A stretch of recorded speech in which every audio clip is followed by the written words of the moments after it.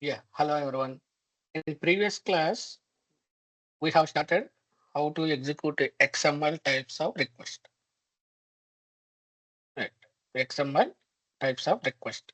Previous class we have seen get request.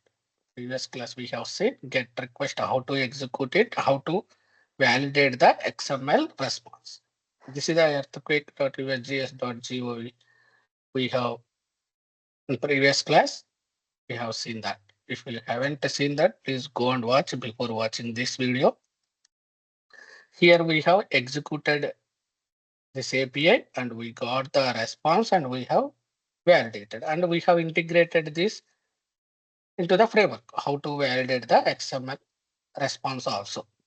In today's class, one more request will see that post one. How to in XML also we will have a get post put delete all. See, this is one more. Previously we have seen get. In today's class, we'll see post request. Post request means we have to send the body, XML body. I have taken one of the SOAP request. Either we can take if you found any XML request directly, we can use it. This is one of the SOAP request I have taken. If you have idea, SOAP requests are the old ones. Right, it will have a SOAP envelope, SOAP body, and then this is the service multiply. Just it is a calculator app. Calculator app, it will provide a addition, multiplication. So then just let me open this. You can directly open this URL. If you open this URL in the browser, it will open like what are the services. Services it will provide. It will provide a add, divide, multiply, separate. Right. We can click. Currently, we are trying to see multiply. Click on the multiply. It will see this is a SOAP body. We can also by using REST assured, we can do any type of XML, whether it is a SOAP type of XML body or it is a normal XML body, anything is fine. Just we can take this and here we have to pass the int A, int B, two parameters. It will multiply. It will give the response as a, it will give the response. It will give the response. So here post method is the post and then URL. I will paste this URL in this video description section. You can get it there. Okay, then here just any two numbers I am passing, suppose 4 and 3. What is the multiplier? 4 3s 12. It should be respond with the multiplier result as a 12. Right, this is that.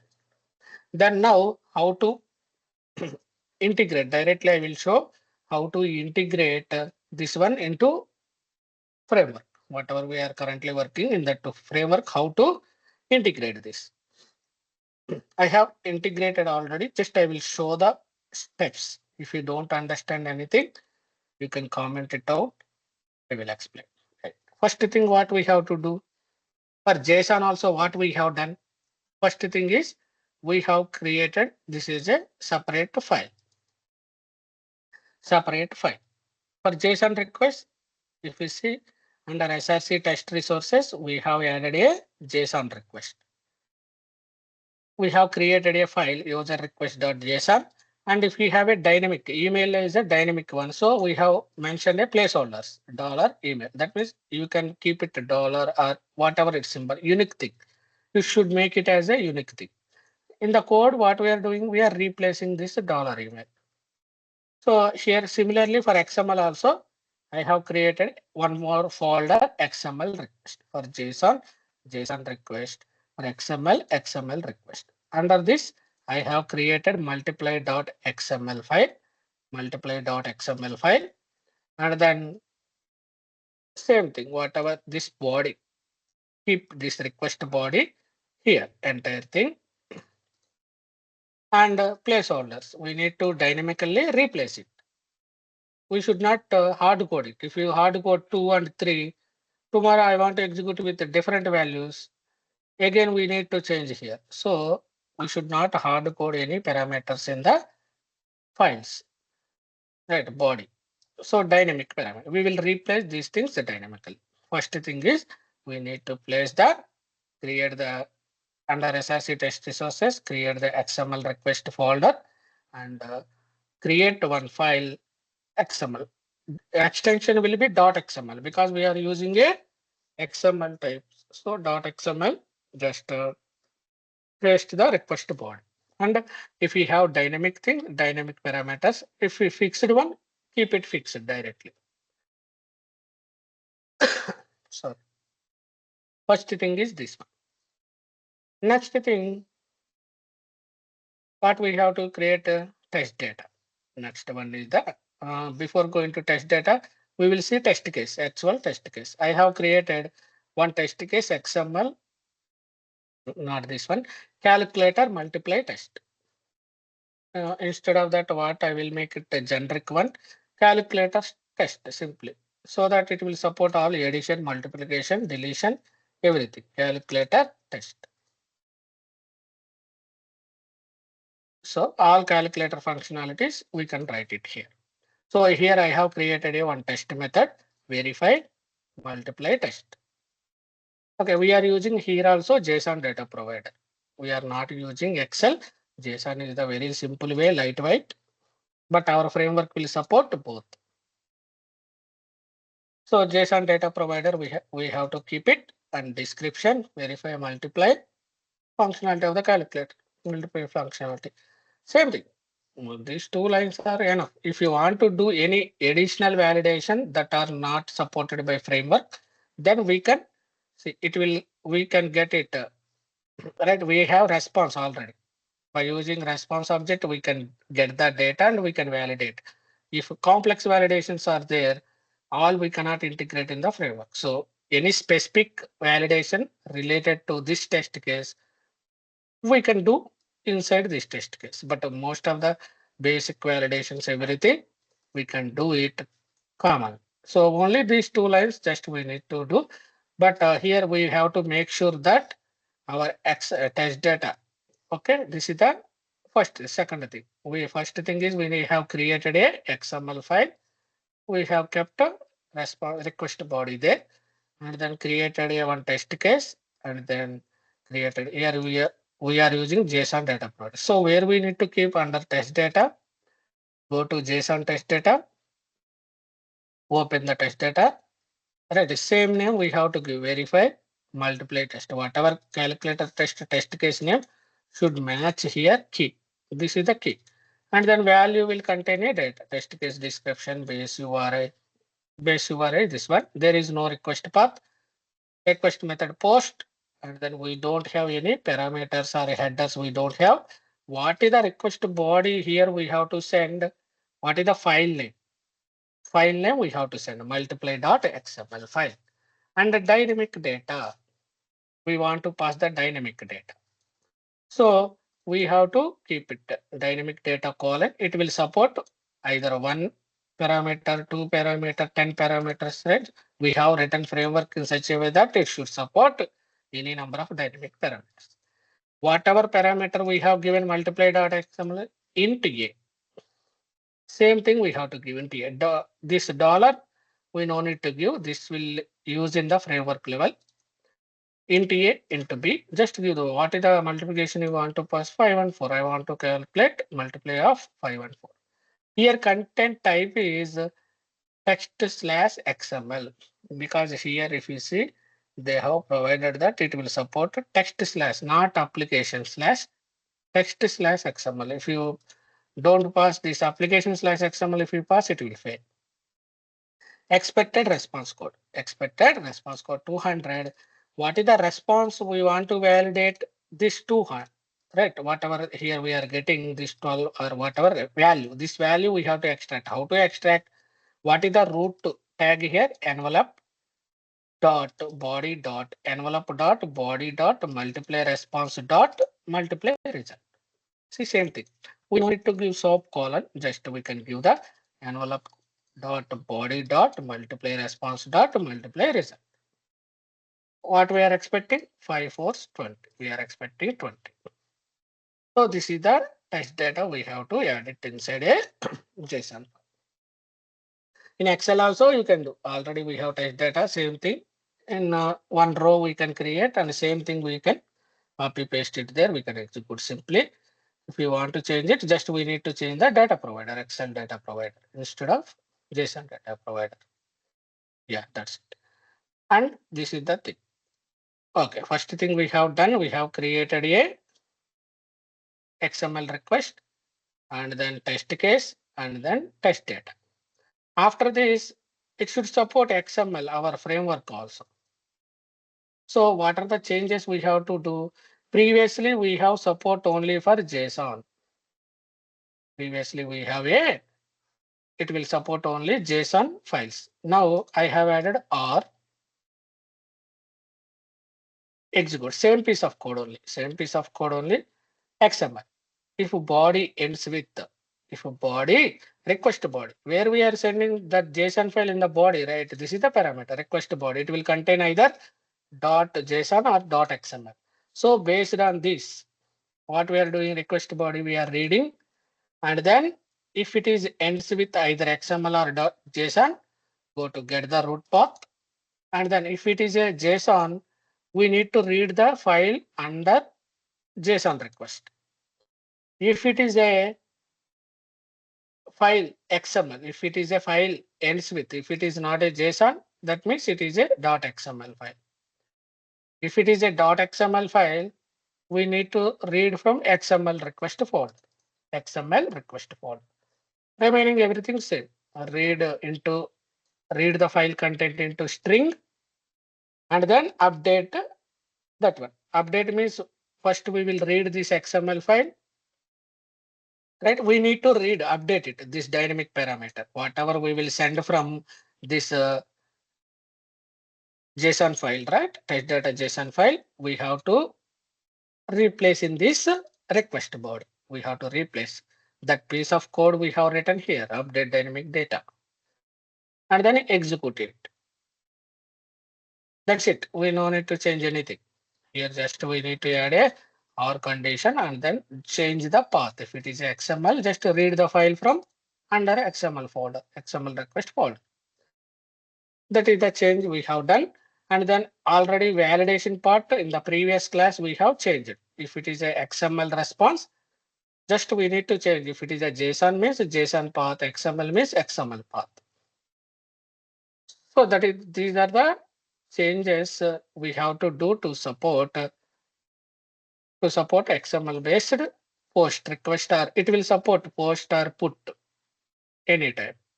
We can also use a delete. Now the code is perfect to support all types of request, whether it is a JSON, any type, get, post, put, delete, either XML. XML also now it will support all. Suppose any specific requirement is there, those things we can enhance it. This is the common framework we can use in for any real-time project. We can directly copy this code and we can execute it. You can also showcase to your right, you can your team and your leads also. Right, this will absolutely support API testing framework end to end. In the next class also we will see how to integrate with the Git and how to execute from Jenkins, how to integrate Jenkins to Git. These are all going forward I will explain. Now, okay, now this is completed. Now just we will trigger our test case. We'll see. Just run it. Right click run as a test and test.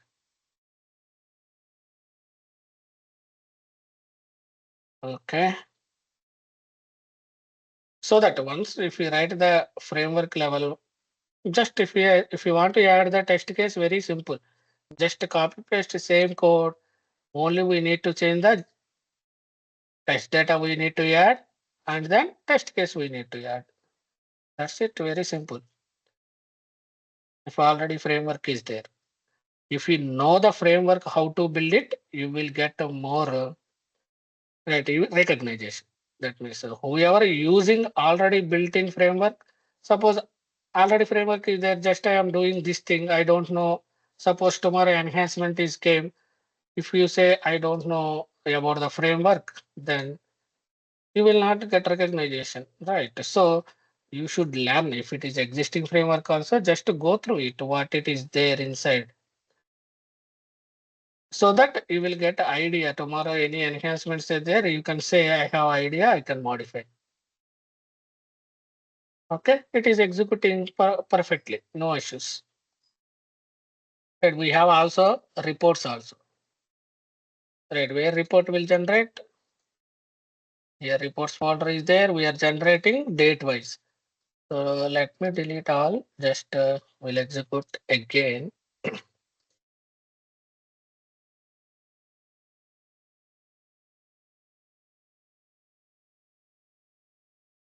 Okay, once execution is done, just refresh it. Okay, okay, refresh, right click, open with the system editor.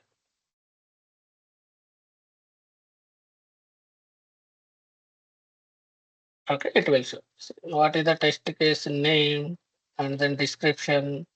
I think test case's name is we are not passing from the test data, that's why it is coming none. Description, post method, request headers, we don't have, these are all. Request body. See, request body is coming wrong.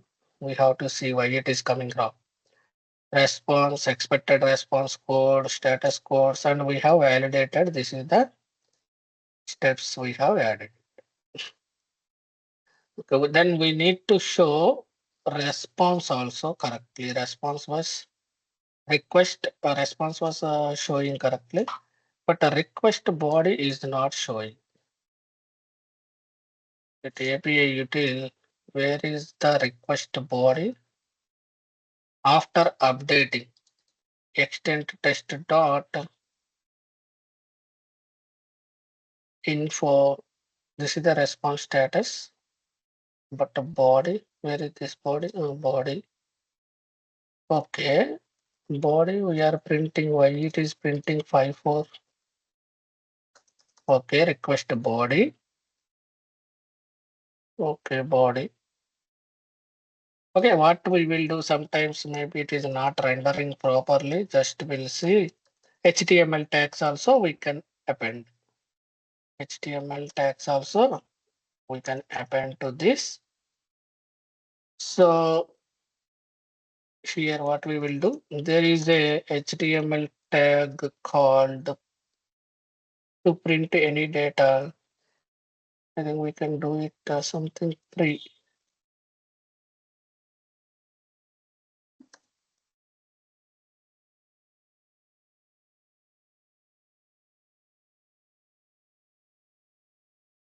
Okay, just append it. That's it. Pre tag inside a pre, then just a body. Then we'll also see debug mode, what is coming in the body, whether correctly. Yeah, it should come correctly, but why it is, we'll see again.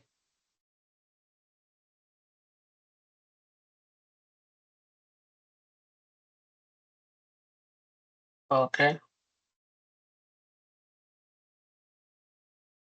Okay, now we have 6. Okay, here debug point is there. What we will do, step return F7, F6. What is the body? Okay, it's showing correctly, but only it is shown, only these two are shown, 5, 4, entire. But now we will see, we have added this HTML tags, right? We'll see that how it will render.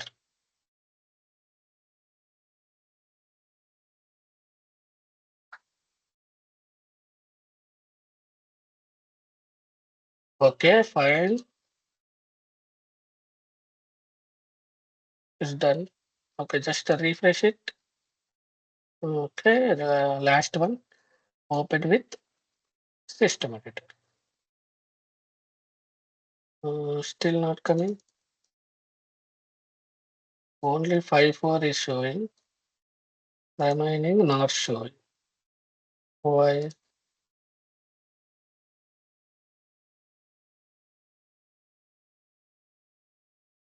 Okay, we can inspect and see any data. Okay, I think it's not showing any bit. Okay, I will check on it. There is a render issue. HTML render issue is coming. Just number showing. Okay, let me check on it. In the next class, I will tell you. I will find the solution. I will tell. Okay, like this, we can handle the XML request also. If it is XML request, either get request, post request, put request, we can handle the request, how to read XML bodies, and how to validate the XML response these ways. So if anyone want this repository code, please comment in the YouTube, provide your GitHub ID. I will provide access to your GitHub ID. Okay, yeah. Thank you so much. If you like my way of teaching and video, just click on the like button and subscribe to the channel. If you have any doubts, comment in the comment section. I will reply to it. If you feel free to share to your friends also. Thanks for watching.